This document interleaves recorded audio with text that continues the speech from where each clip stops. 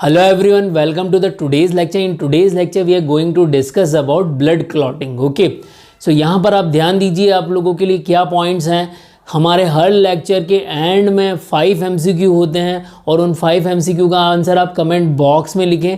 और अगर आपको वीडियो पसंद आए, लेक्चर पसंद आए तो आप इसको लाइक करिए, शेयर करिए और चैनल को सब्सक्राइब भी करें. तो यहाँ आगे बढ़ते हैं. यहाँ देखिए ब्लड क्लॉटिंग होती क्या है basically. Okay, so blood clotting is a part of haemostasis. Haemostasis क्या है? The sequence to stop the bleeding. The sequence to stop the bleeding. Bleeding को रोकने की जो स्टेप्स हैं उन्हीं को हम हीमोस्टेसिस कहते हैं. तो उसी की जो थर्ड स्टेप है वो कौन सी है? Blood clotting. ओके, सो यहाँ पर क्या होगा, जब कभी भी बॉडी के अंदर इंजरी होगी, चाहे वो लार्जर ब्लड वेसल्स हो चाहे स्मॉलर ब्लड वेसल्स हो, तो बॉडी क्या करेगी? उस जगह क्लॉट बनाने का प्रयास करेगी. ओके, सो यहाँ एक जनरल बात आप देखिए, कभी भी अगर यहाँ पर इंजरी होती है तो हम क्या करते हैं? सपोज करिए यहाँ पर अगर इंजरी हुई है तो मैं कभी भी अगर मुझे कट लगा है तो उस केस में मैं क्या करूँगा? जल्दी से मेरे पास में कोई भी अगर क्लॉथ होगा या कॉटन होगा तो मैं उसे यहाँ लाकर रोकने का प्रयास करूँगा. ओके, बट अगर जनरली होता क्या है, बॉडी में भी तो अपनी सेल्फ मैकेनिज्म है. ओके, सो बॉडी में अगर ये तो आउटसाइड की इंजरी है तब हम अपना कर रहे हैं, बट अगर बॉडी की इंटरनल जो ब्लड वेसल्स हैं वहाँ अगर इंजरी होती है तो उस टाइम क्या होगा? ओके, सो ब्लड क्लॉटिंग उस केस में क्या होगा कि बॉडी के अंदर भी बॉडी अपने आप ब्लड जो है, जो रिसाव होगा उसको रोकने का प्रयास करेगी. इसका मतलब बॉडी खुद भी अपनी एक क्या बनाएगी? कुछ न कुछ रोकने के लिए कुछ न कुछ मैकेनिज्म करेगी. तो वो ही मैकेनिज्म क्या प्रयास है? Blood clotting. तो उस केस में जैसे यहाँ हम कॉटन लाके रोकने का प्रयास कर रहे हैं, उसी तरह से बॉडी भी क्या करती है? कॉटन जैसा ही कुछ सब्सटेंस लाने का प्रयास करती है. मतलब कि अगर सपोज करिए यहाँ पर कोई इंजरी हुई है तो यहाँ इस इंजरी को क्या किया जाएगा? यहाँ पर कॉटन जैसा या नेट जैसा सब्सटेंस कुछ लगाया जाएगा. मीन्स बॉडी जो है अपनी तरफ से थ्रेड बनाने की कोशिश करेगी, इंटरनल थ्रेड बनाने की कोशिश करेगी. और वो थ्रेड मिलकर क्या बन जाएंगे? नेट बन जाएगी. और थ्रेड मिलकर क्या बन जाएंगे? नेट बन जाएगी. क्लियर? तो यहाँ पर देखिए, मैंने आप लोगों को बताया था कि जो आरबीसी की जो साइज़ है वो क्या होती है? 8 माइक्रोमीटर होती है. क्या होती है? 8 माइक्रोमीटर्स होती है. ओके, मीन्स बॉडी जो नेट बनाएगी, बॉडी जो अपना नेटवर्क बनाएगी, वो नेटवर्क ऐसा होगा कि जो बॉडी के जो ब्लड के फॉर्म्ड एलिमेंट हैं वो उसमें से निकल नहीं पाएंगे. तो आप यहाँ पर ध्यान दीजिए, यहाँ पर किस तरह का नेटवर्क होगा. यहाँ पर देखिए, ये जो क्लॉथ आप देख रहे हैं, इस क्लॉथ में क्या हो रहा है? यहाँ पर इतना, अगर इसका छोटा सा टुकड़ा अगर हम ले लें तो इस छोटे से टुकड़े में क्या होगा? वही उसमें से ब्लड वेसल्स पास नहीं करेगी. मतलब कि जो नेट बनेगी उसमें से ब्लड वेसल्स पास नहीं करेंगे. तो यहाँ इस पूरी मैकेनिज्म जो है, पूरा ब्लड क्लॉटिंग है, इसके 3 पाथवे हैं. They are 3 pathway. यहाँ पर 3 पाथवे हैं. पहला पाथवे कौन सा हो गया? Extrinsic pathway. Second one is intrinsic pathway and the third one is common pathway. Okay, so यहाँ तीनों पाथवे. अब यहाँ ध्यान दीजिए, 3 स्टेप्स हो गई हमारे पास में, पाथवे 3 हो गए. और ये तीनों पाथवे किस तरह से वर्क करेंगे वो भी हम समझने वाले हैं. बट फर्स्ट स्टेप जो है हमारी, पहला जो एक्सट्रिंसिक पाथवे हो चाहे इंट्रिंसिक पाथवे हो, पहला टारगेट जो है formation of prothrombinase. Formation of prothrombinase. Okay, पहले टारगेट में हम क्या बना रहे हैं? प्रोथ्रोम्बिनेज बना रहे हैं. सेकेंड टारगेट क्या है? प्रोथ्रोम्बिनेज से फिर सेकेंड टारगेट हमारा हो जाएगा थ्रोम्बिन को बनाना. Okay, and the final target is the formation of strong fibrin thread, जो कि मैंने अभी आप लोगों को बताया, नेटवर्क लेके मैंने आप लोगों को बताया, जो नेट था उसको लेकर मैंने आप लोगों को बताया. तो नेट किसका बना हुआ है? थ्रेड का. और ये थ्रेड कहाँ से आएगा? बॉडी में थ्रेड कहाँ से बनेगा? बॉडी में थ्रेड बनेगा क्लॉटिंग फैक्टर से. बॉडी इंटरनल बॉडी में कहीं बाहर से तो हम थ्रेड लेके नहीं आएंगे. बॉडी खुद अपने पास में, जो बॉडी के पास में रॉ मटेरियल है, उसी रॉ मटेरियल से थ्रेड बनाएगी. तो ये रॉ मटेरियल क्या है? ये रॉ मटेरियल है क्लॉटिंग फैक्टर, या हम कह सकते हैं कि coagulation factor. Okay, so blood clotting को ही हम कोएगुलेशन कैस्केड भी बोलते हैं. ब्लड क्लॉटिंग को ही कोएगुलेशन कैस्केड बोलते हैं. तो अब आ जाइए, दोनों ही चीज़ें समझते हैं. क्या? एक्सट्रिंसिक पाथवे और intrinsic pathway.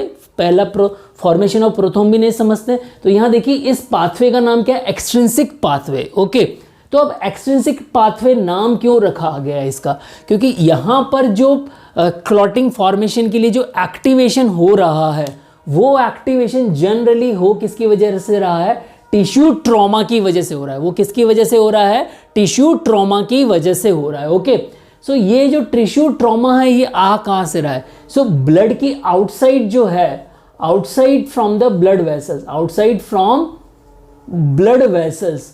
Okay, outside of blood vessels क्या हो रहा है, डैमेज हो रहा है किस में, टिश्यू में, टिश्यू के अंदर डैमेज हो रहा है। किसके अंदर डैमेज हो रहा है, टिश्यू के अंदर डैमेज हो रहा है। अब अगर टिश्यू डैमेज होगा तो वो टिश्यू डैमेज होकर कहाँ जाएगा, ये एक टिश्यू फैक्टर बनाता है। ये क्या करता है, it is forming a tissue factor, जिसे कि हम क्या बोलते हैं, थ्रोम्बोप्लास्टिन। इसे हम क्या बोलते हैं, thromboplastin. And thromboplastin is one of the clotting factor. तो ये क्लॉटिंग फैक्टर ब्लड सेल्स के, ब्लड के अंदर जो है कनेक्शन में आता है, means it is in the contact with the blood cell.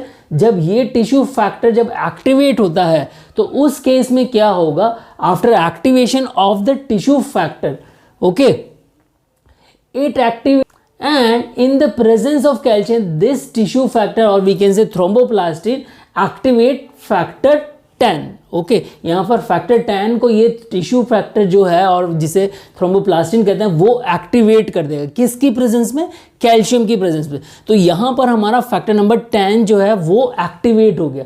Now factor number 10 activate होने के बाद में क्या होगा, factor number 10 in the presence of factor number 5, factor number 5 it convert into prothrombinase, it convert into prothrombinase। Okay, तो extrinsic pathway छोटा pathway है, laser complex pathway है और लेस टाइम कंज्यूमिंग पाथवे है। नाम इसका एक्सट्रिंसिक क्यों रखा गया, क्योंकि जो थ्रोम्बोप्लास्टिन आ रहा है वो टिश्यू ट्रॉमा से आ रहा है, not with in the blood vessels. Blood vessels के अंदर कोई ट्रॉमा नहीं हुआ है, टिश्यू में ट्रॉमा हुआ है और टिश्यू के कोलेजन फाइबर घिरकर ब्लड के अंदर आए हैं और वहाँ से टिश्यू फैक्टर एक्टिवेट हुआ है। ओके, तो टिश्यू फैक्टर एक्टिवेट हुआ है, देन यहाँ पर फैक्टर नंबर 10 एक्टिवेट हुआ है और फैक्टर नंबर 10 एक्टिवेट हुआ है, उसके बाद फैक्टर नंबर 5 की प्रेजेंस में प्रोथ्रोम्बिनेज बना है। ओके, अब यहाँ पर देखिए इंट्रिंसिक पाथवे में हो क्या रहा है। इंट्रिंसिक पाथवे को हमने इंट्रिंसिक क्यों बोला है ये ध्यान दीजिए, because there is a blood trauma. यहाँ पर क्या हो रहा है, ब्लड ट्रॉमा हो रहा है। अब इस ब्लड ट्रॉमा को समझिए, ये इंट्रिंसिक पाथवे बेसिकली थोड़ा सा कॉम्प्लेक्स है और लिटिल लॉन्गर है। ओके, क्यों एक्सट्रिंसिक पाथवे से लिटिल लॉन्गर है, तो यहाँ देखिए समझने का प्रयास करते हैं कि within the blood vessels there is a blood trauma. अब ब्लड ट्रॉमा होगा इसका मतलब क्या है कि जो ब्लड की सेल्स हैं उसमें कहीं ना कहीं ट्रॉमा हुआ है, तो प्लेटलेट जो होती हैं वो कहीं ना कहीं क्या हो जाती है, डैमेज हो जाती है। So there is a one possibility, there is a damage in the platelet. और प्लेटलेट डैमेज क्यों होगी, क्योंकि इंजरी हो गई है ब्लड वेसल्स में। और सेकेंड पोजीशन क्या हो सकती है, देयर इज अ डैमेज, ये जो ब्लैक डॉट वाली लाइन मैंने आप लोगों के लिए बनाई है, there is a damage in endothelial cell. Okay, जो एंडोथीलियल सेल्स हैं उसके अंदर डैमेज हुआ है, तो उनका जो कोलेजन फाइबर है वो एक्सपोज हुआ है किससे, ब्लड की सेल्स के साथ में। तो ये एक्सपोज कोलेजन फाइबर ब्लड की सेल्स के साथ में एक्सपोज हुआ है। सो ये collagen fibre and damage platelet जो हैं दोनों ही मिलकर क्या करती हैं, दे एक्टिवेट फैक्टर नंबर 12। ये फैक्टर नंबर 12 को एक्टिवेट कर देती हैं। ओके, यहाँ तक होपफुली आप लोगों को समझ में आ गया होगा कि फैक्टर नंबर 12 एक्टिवेट हो गया है। Okay, then there is another possibility, what, factor number 12 activate होने के बाद में in the presence of calcium, in the presence of calcium, calcium भी क्लॉटिंग फैक्टर है। ओके, सो फैक्टर नंबर 12 जब एक्टिवेट हो जाता है in the presence of calcium, it convert into activated factor number 10। Okay, factor number 10 हमारा intrinsic pathway, extrinsic pathway में भी बना था, तो यहाँ एक्टिवेटेड फैक्टर नंबर 10 बन चुका है। बट इसको एक्टिवेट करने में और कौन मदद करता है, जो यहाँ पर प्लेटलेट डैमेज हुई थी उसकी वजह से प्लेटलेट एक्टिवेट हो जाती हैं और यही प्लेटलेट जो हैं फर्दर प्लेटलेट फॉस्फोलिपिड रिलीज करती हैं। ओके, और this platelet phospholipid further help in the activation of factor number 10. Okay, now factor number 10 activate हो चुका है. Factor number 10 in the presence of calcium, in the presence of calcium it convert into prothrombinase. तो यहाँ पर हमारा जो है first step जो है हमारी कंप्लीट हो गई. फर्स्ट टारगेट हमारा कंप्लीट हो गया, क्या? Prothrombinase, formation of prothrombinase. Okay, now extrinsic और इंट्रिंसिक पाथवे का वर्क कंप्लीट हो चुका है. Now we are moving into the common pathway. Now we are moving into the common pathway. Okay, now there is a need to convert prothrombin into thrombin. So how it will occur, यहाँ देखिए किस तरह से होगा. Prothrombin convert into thrombin in the presence of prothrombinase as well as calcium. So prothrombinase जो है वो क्या करेगा, प्रोथ्रोम्बिन को थ्रोम्बिन में कन्वर्ट कराएगा. क्लियर? सो यहाँ पर हम कैल्शियम की भी मदद ले रहे हैं और प्रोथ्रोम्बिन की नेज की भी मदद ले रहे हैं. नाउ प्रोथ्रोम्बिन कन्वर्ट हो चुका. नाउ यहाँ पर देखिए थ्रोम्बिन क्या वर्क करेगा, थ्रोम्बिन बन चुका है तो fibrinogen will convert. There is also we have a fibrinogen. Fibrin will convert into loose fibrin thread in the presence of thrombin as well as calcium. तो यहाँ पर कैल्शियम की presence as well as thrombin की presence में fibrinogen जो है वो loose fibrin thread में कन्वर्ट हो रहा है. ओके, ना क्योंकि ये फाइब्रिन थ्रेड जो बने हैं लूज बने हैं, इसमें स्ट्रेंथ नहीं है, ये स्ट्रॉन्ग नहीं है, तो ये हमारे काम के नहीं है. क्योंकि अगर लूज बनेंगे तो इनमें से क्या होगा, ब्लड जो है बाहर निकल जाएगा, ब्लड की सेल्स बाहर निकल जाएंगे. ओके, और ये टूट सकता है. तो इसी को करने के लिए क्या किया जाता है वो देखिए आप. यहाँ पर लूज फाइब्रिन थ्रेड को स्ट्रॉन्ग फाइब्रिन थ्रेड में कन्वर्ट करना है. So there is a need of factor 13. There is a need of factor 13. So what happen, factor 13 जो है डीएक्टिवेटेड फॉर्म में है. ये फैक्टर 13 जो है डीएक्टिवेटेड फॉर्म में है. ओके, सो फैक्टर नंबर 13 को एक्टिवेट करना है. So thrombin can do this work. Thrombin can activate factor number 13 into activated factor number 13. Now factor number 13 activate हो चुका है. फैक्टर नंबर 13 क्या करेगा, लूज फाइब्रिन थ्रेड को स्ट्रॉन्ग फाइब्रिन थ्रेड में कन्वर्ट कर देगा. तो यहाँ पर हमारे पास में स्ट्रॉन्ग फाइब्रिन थ्रेड इस तरह से बन जाएंगे. Clear? Okay, so this is how blood clot is formed. Okay, now यहाँ पर देखिए थ्रोम्बिन का क्या स्पेशल वर्क है. Thrombin has some special work. Thrombin has a 2 feedback mechanism. Thrombin has 2 feedback mechanism. Okay, क्योंकि यहाँ पर अगर हमारे पास में थ्रेड बन चुका है, फाइब्रिन थ्रेड बन चुका है, तो ये कब तक बनता रहेगा, तो इसी के लिए फीडबैक मैकेनिज्म चाहिए. तो यहाँ पर क्या होगा, थ्रोम्बिन क्या करता है, it activate factor number 5. It activate factor number 5.